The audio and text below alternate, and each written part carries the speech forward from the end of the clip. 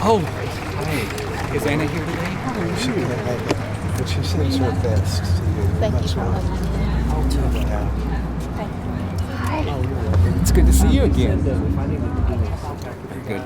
We're both out here. It's crazy. Do you have a message from those family members who are still wanting the death penalty to place of victims of those? I would just say to the family members, I understand your pain, but I don't want to negate it in any way. I'm not trying to simplify it or make it less than it is. I can't even imagine what you're going through. I understand your desire for closure. I just want to say gently, just keep in mind that sometimes whenever we do a rush to judgment like this, innocent people end up being killed also.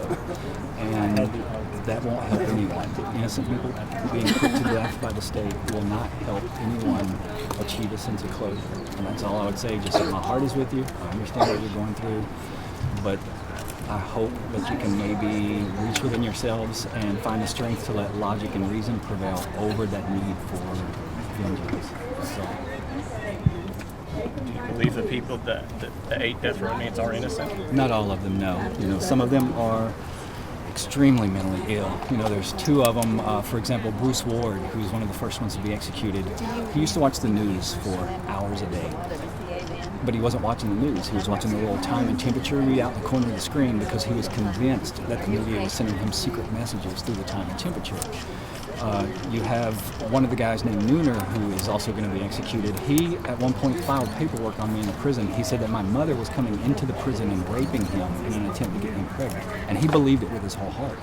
You have people that aren't even close to being sane in there, that aren't connected to reality in any sort of way, and they're being put to death when in all actuality they should probably be in mental institutions. How are you feeling being here? Scared to death right now, honestly. And I could not have done this without the people that are here with me. It would have been too hard. For 2 weeks, whenever they reached out to me and asked if I would come speak, my first thought was no, I can't do this. I can't go back. I can't do this. And then it was one of those things where I realized I've got to do this. I can't go through the rest of my life knowing I didn't raise a hand to try to help people. I didn't raise a hand to try to help people who were dying.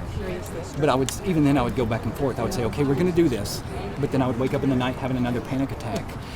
And I would tell Lori, I can't go back. And I would go back and forth like that over and over until Johnny said he would come, until Joe said he would come. And then I thought, okay, well, I've got enough support around me, I've got enough family around me that I can go and do this. But there's still a lot of fear. There is an incredible amount of fear for me for being back in the state, and I don't want to fear that. That was another reason I wanted to come back, is maybe hopefully this will allow me to get over some of the fear that sort of, this is where I was born. And when this happened to me, it sort of stole home from me. It took my home away from me. So maybe hopefully this will bring, some sense of closure and resolve for that, and I won't feel the sense of fear and trauma when I think of Arkansas. Do you think ever, had you not negotiated the Alford plea, do you think you might have been among these? Absolutely. I think if not for the Alford plea, I would probably be on this list of people that killed me today.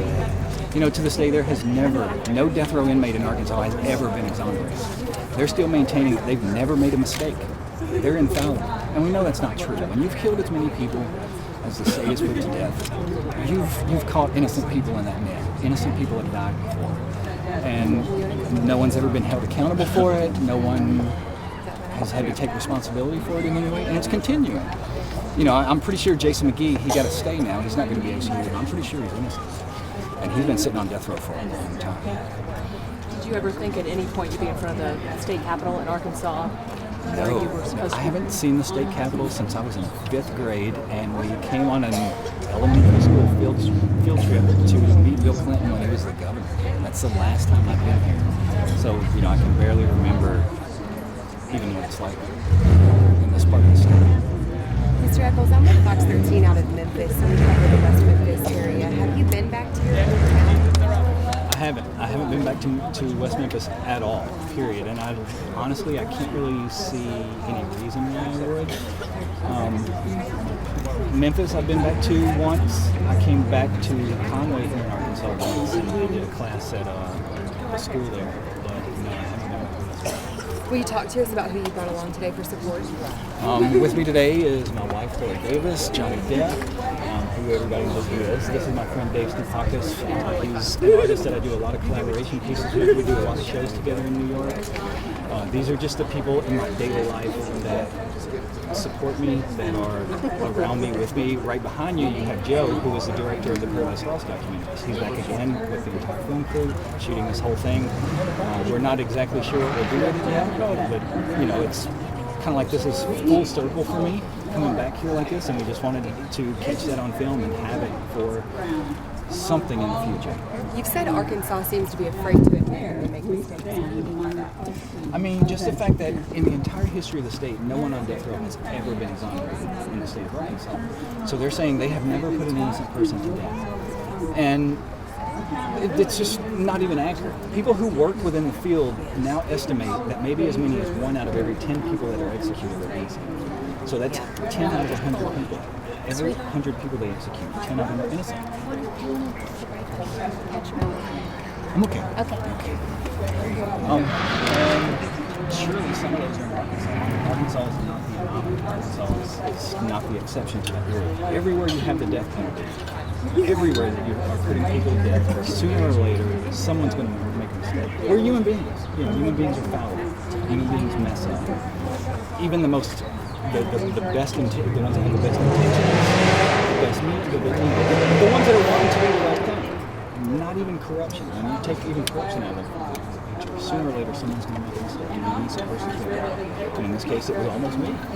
So that's why I'm back here now, is to hopefully make sure that the same thing doesn't happen to someone else. You know, our hope is that maybe there will be widespread ramifications from this, not only in Arkansas, but nationwide when it comes to the death penalty. Do you truly believe that today's rally and you coming here and speaking out against this is actually going to do something by Monday at all? Or? I don't know if this will do anything. I hope it will do something. You know, I may walk out of here and they may go through with carrying all these executions out. It may not save a single person, but for me, I felt that this was my responsibility to come here and do what I can do, to do the best job that I can do, to speak out and do whatever I'm capable of doing to change the situation. I can't make them do anything. All I can do is say, please reconsider, ask. Look what almost happened to me. You were on death row for 18 years, so can you tell us right now what is happening there, what the sense is, the mood is inside the prison? I honestly don't know. I don't know what's going on in there or what it's like, just because I've had no contact at all since the day I left. I've tried I've been out for about 5.5 years now, and I've tried everything that I could try to put distance between myself and this case, put distance between myself and the prison system, the legal system, all those sorts of things. I've tried everything I could to run away from this. I've never wanted to know what was going on or anything else. And for me, this is a very, very new and recent thing. It's change. I've wanted to get back involved, wanting to take up some form of activism to help people who are in the same situation I was. So I don't know, because I'm honestly just coming out of trauma enough myself where I can finally do something in some way. You might have already said it, but what do you say to all your supporters and all the people that are here today? I just want to say, everybody who showed up to support, you know, when we pulled up and saw this crowd out here, it was like, well, it's a lot of people. You know, my heart starts beating even faster, and I just want to say thank you to everyone who supported us over the years. Thank you to everyone who's showing up here today. Thank you for everyone who came to all the rallies you held on my behalf to raise money to pay for my legal fees, to spread awareness. Thank you for that. Thank you for not forgetting, even though I'm out now, for remembering and for keeping on fighting for other people. Just thank you.